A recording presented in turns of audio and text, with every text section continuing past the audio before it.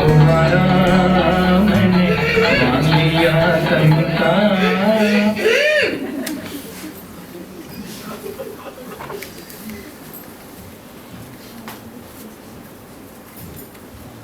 मैं पूछती हूँ क्या आज अखबार से ही पेट भरा जाएगा? घर में चुटकी भर आटा नहीं और तुम यहाँ बैठक में अखबार की आराधना में लगे हो। खबरों से जी नहीं भरा तो। अरे भाई इतना बिगड़ क्यों रही हो? अरे सीधी तरह कह दो ना कि बाजार से आटा लाना है, बंदा अभी ला देता है श्रीमती दुर्गा देवी जी। देखो काम के वक्त मुझे ये चोचले पसंद नहीं। अरे भाई मैं तो मैं यह रात है ला, अगर खाना खा के दफ्तर जाना है तो जरा जल्दी आना आटा लेकर। नमो नारायण नमो नारायण। लो पंडित जी सिक्का लेने आ गए। ये लोग तो सोचते ही नहीं कि इस महंगाई के जमाने में बिजामल गिरजामल के यहाँ केवल 100 रुपये तनख्वाह पाने वाला बाबू दान पुण्य कहाँ से करेगा? दुर्गंध तो कुछ ऐसी आ रही है। तो आज दफ्तर भूखे ही जाना होगा। भगवान बचाए ऐसी बीवी से। नमो नारायण नमो नारायण। नमो नारायण नमो नारायण।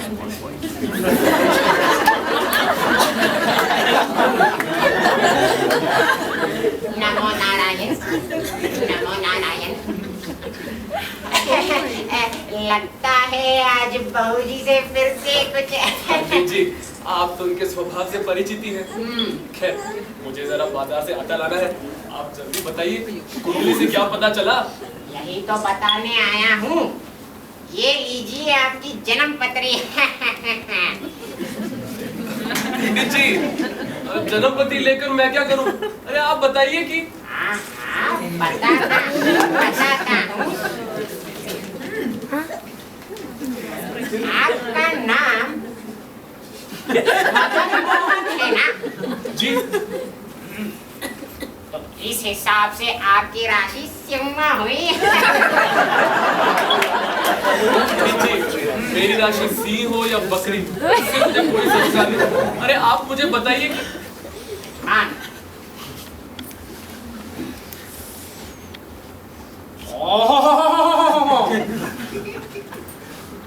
सूर्य 10वें स्थान में बैठा है।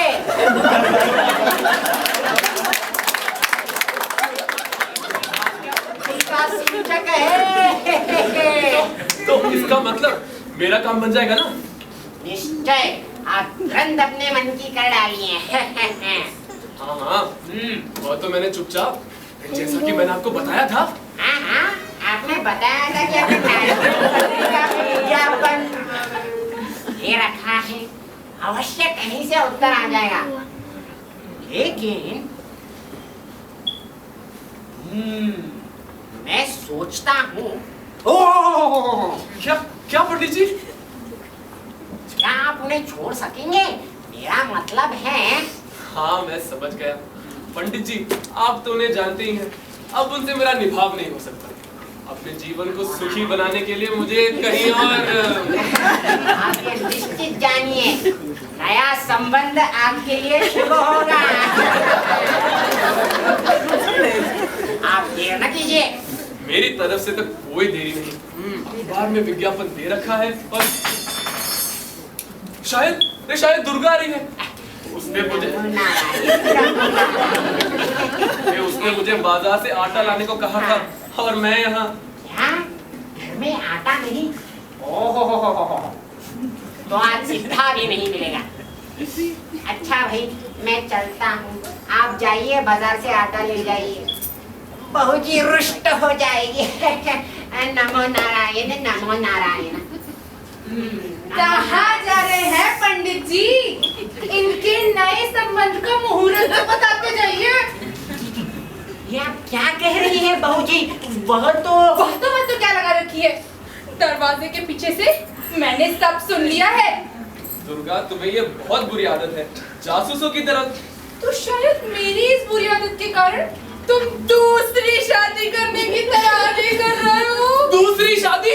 बहू जी आप कुछ का कुछ समझ बैठी। बात तो असल में यह है नाटक कर रहे हैं दोनों। कुंडली देख ली, जो मुहूर्त सुन लिया, ऐसे घड़ी की तैयार कर ली, और अब अचानक मुझे पूछते दूसरी शादी कर दी। दूसरी शादी कर कसरी क्या रह गई है? इनसे तो ना मैं बात करूंगी। पंडित जी आप बताइए, मुझसे ही रोज दान दक्षिणा लेकर मेरा ही सत्यानाश करने की आपको ये क्या सूझी? बात असल में यह है कि बाबू मदन मोहन नहीं न... चुप रहिए पंडित जी, मैं आप दोनों की बातें 3 कानों से सुन चुकी हूँ। बेकार झूठ बोलने की कोशिश नहीं कीजिए। मैं आपसे पूछती हूँ, आप जिस थाली में खाते हैं उसी में छेद करते हुए आपको जरा सी भी शर्म नहीं आई? ये आप मुझे तो... हाँ, अब मैं आपको गालियाँ दे रही हूँ, यही कहना चाहते हैं ना? अच्छा, जिस स्त्री की छाती पर मूंग धरने के लिए सोच लाई जा रही हूँ, वो गालियाँ नहीं देगी तो क्या आसी से देगी? लेकिन दुर्गा, असल बात वही है जो पंडित जी ने बताई। हाँ, मैं सुन चुकी हूँ सरकार।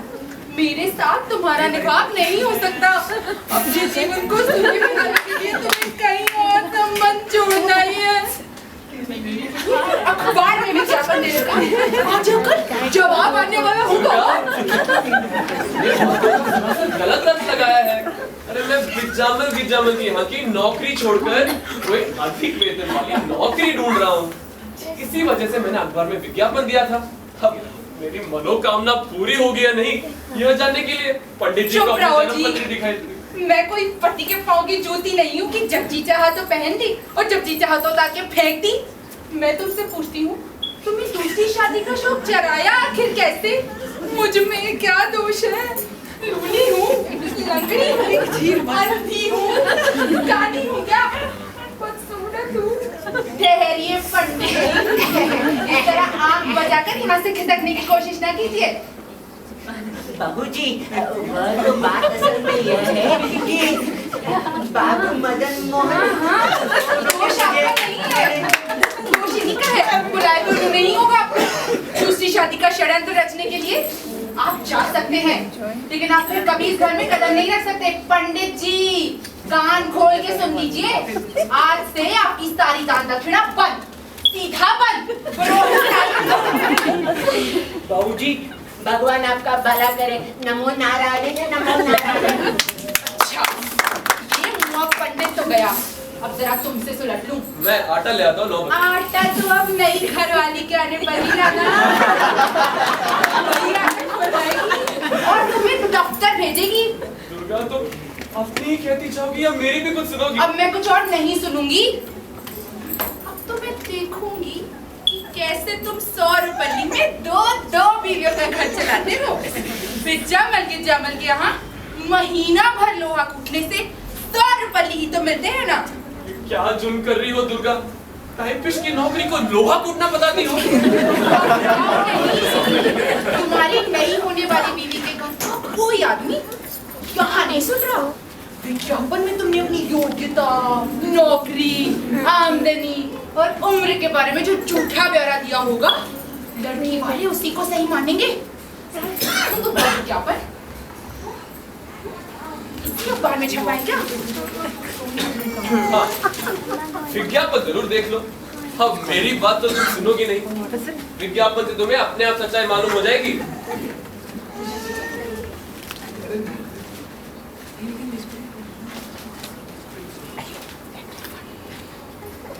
ये रहा विज्ञापन। 7 दिन हुए 16 तारीख के इस अंक में छपा था।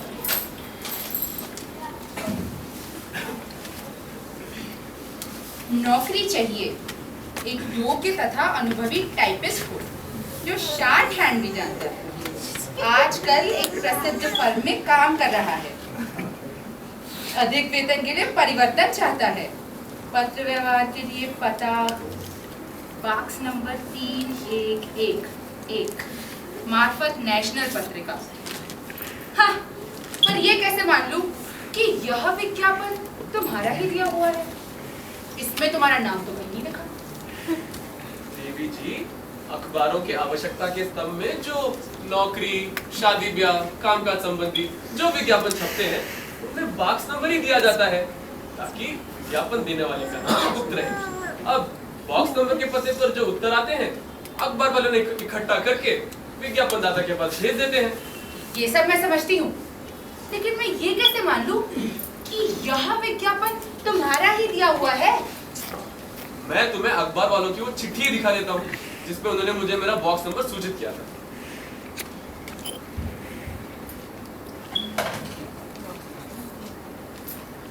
ये रही फाइल और ये रही वो चिट्ठी, लो पढ़ लो।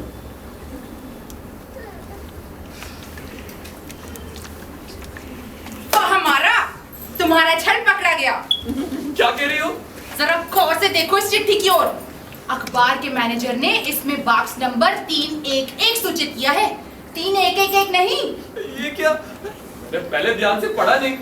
अपने झूठ को छुपाने के लिए कोई और बहाना ढूंढो, इससे काम नहीं चलेगा। ये हो सकता है कि देखो, अपने पाप पर पर्दा डालने के लिए कोई और झूठ करने की कोशिश न करो। सच्चाई कहने से डरते हो। साथ से कह दो कि मैं तुम्हें पसंद ही नहीं, इसलिए किसी ऐसी बीवी की तलाश में हो जो मुझसे अधिक सुंदर हो, अधिक पढ़ी लिखी हो, फैशनेबल हो और बहुत सा दहेज लाकर तुम्हें मालामाल करने में समर्थ हो। दुर्गा, तुम्हें बेकार का वहम हो गया है। मैं सच कहता हूँ, मैंने शादी के लिए विज्ञापन नहीं दिया है। हे भगवान, हे भगवान,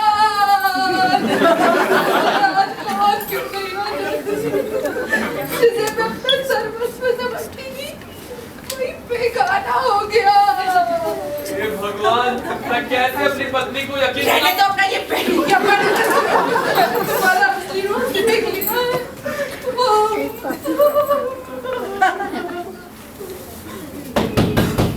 चिट्ठी ले लीजिए। शायद डाकिया नेशनल पत्रिका के दफ्तर की चिट्ठी लाया है।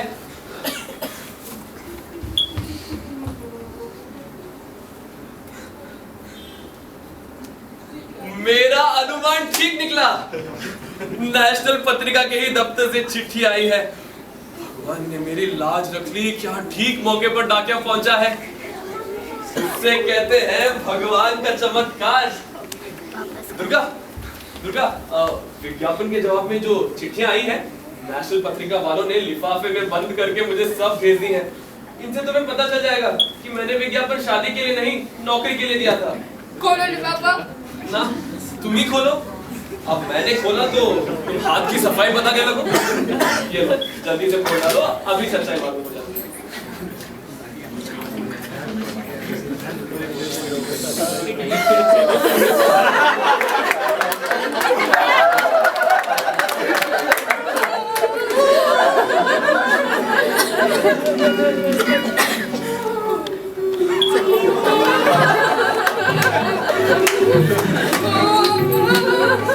जी हाँ, सच्चाई मालूम हो गई। ये देखिए, 5 रूपवती गुणवती कन्याओं ने आपके घर की आजीवन नौकरी के लिए अर्जियां भेजी है, अपने फोटो के साथ। ये क्या, जरा देखो तो। जरा क्यों, पूरी तरह देखो ना। आपकी पत्नियों को। आहा, ये तो बिल्कुल फिल्म एक्ट्रेस मालूम होती है। क्या बनाया है इसने? इसके पिताजी लिखते हैं, मेरी बेटी हजारों में एक है, रूपवती, गुणवती। समझ में नहीं आ रहा कि विज्ञापन में कैसे गड़बड़ हो गई। अजीब गड़बड़ तो इस मेरठ वाली ने कर डाली है। शादी का आवेदन पत्र बाप, भाई या अभिभावक की मार्फत न भेजकर सीधा खुद ही भेज दिया है। बड़ी फॉरवर्ड मालूम होती है। क्यों ना हो फॉरवर्ड। प्रोफेसर जो ठहरी है, लिखती है 300 रुपए वेतन पाती हूँ, आपके 400 और मेरे 300 से हमारा जीवन सुखपूर्वक कट जाएगा। तो विज्ञापन में तुमने अपना मासिक वेतन 400 रुपए दिया है, पूरे 300 का झूठ। मैं सच कहता हूँ। अरे मुझे इसका पता नहीं। मैंने विज्ञापन। तुम्हारा सारा सच षड्यंत्र सहित प्रमाण सहित मेरे कब्जे में है। ये देखो, इलाहाबाद से आए इस वाले वाले पत्र के साथ इश्तिहार की कतरन भी नथी है। इसमें बॉक्स नंबर 311 ही सूचित किया है। इश्तिहार में तुम लिखते हो, जरूरत है 400 रुपए मासिक वेतन पाने वाले संभ्रांत कुल के एक सुयोग्य उन्नतिशील 30 वर्षीय वर्ग के लिए सुंदर पढ़ी लिखी कुंवारी कन्या की। जात पात का कोई बंधन नहीं। पत्र व्यवहार के लिए पता बॉक्स नंबर 311 मार्फत नेशनल पत्रिका। ऐसे वर्ग के चरणों में कौन कुंवारी कन्या अपना तन मन धन अर्पण न कर देगी? मेरी बात पर विश्वास करो, मैंने शादी के लिए विज्ञापन नहीं दिया है। सारी कलई खुल जाने पर भी तुम झूठ पे झूठ बोले जा रहे हो, शर्म नहीं आती? विज्ञापन में अपने बारे में झूठी बातें लिखकर तुमने बहुत बड़ा अपराध किया है। लड़की वालों को जो इसका पता चला तो वो तुम पे दावा दायर कर सकते हैं। खैर, उनको तो पता चलेगा शादी के बाद कि वर महोदय 400 नहीं केवल 100 रुपये मासिक वेतन पा रहे हैं और शादीशुदा है। मैं अभी इन सबको असलियत से आगाही देती हूँ। सबके पते ना पत्रों पे लिखे हैं। दुर्गा, दुर्गा,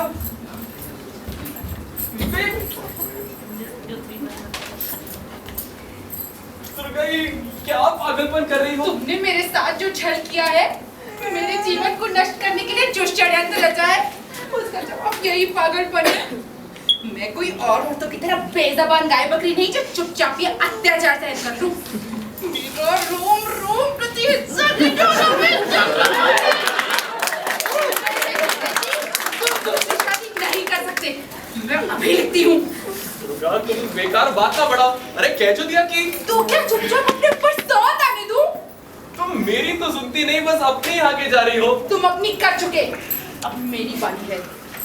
तो तुम मेरा क्या बिगाड़ लोगी अगर मैं दूसरी शादी कर ही लूं? दूसरी शादी होने से पहले मैं तुम्हें मारकर फांसी पे लटक जाऊंगी, समझे?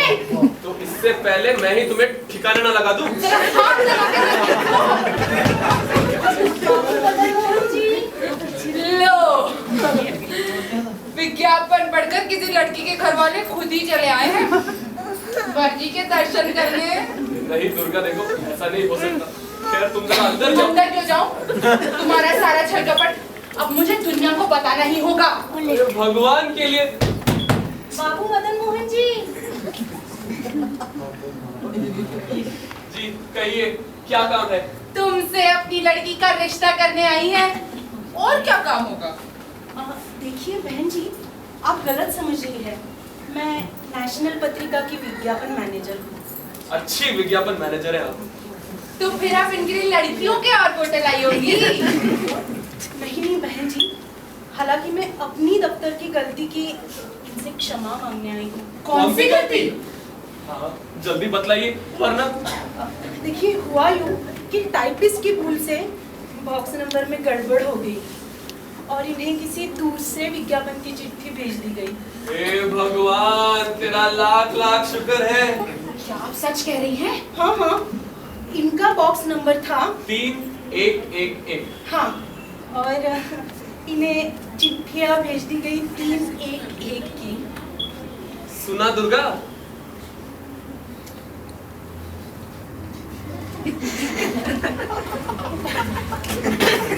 ये रही वो चिट्ठियाँ। मैं आपका आभारी हूँ कि आप अपनी गलती बताने के लिए स्वयं चले आए, लेकिन आपने अपने दफ्तर में कैसा नालायक टाइपिस्ट रखा है, उसकी गलती की वजह से पता नहीं मेरे घर में क्या अनर्थ हो जाता। कैसे? मेरी पत्नी समझी कि मैं दूसरी शादी करने चला हूँ। नहीं बहन जी, इन्होंने तो नौकरी के लिए विज्ञापन दिया था।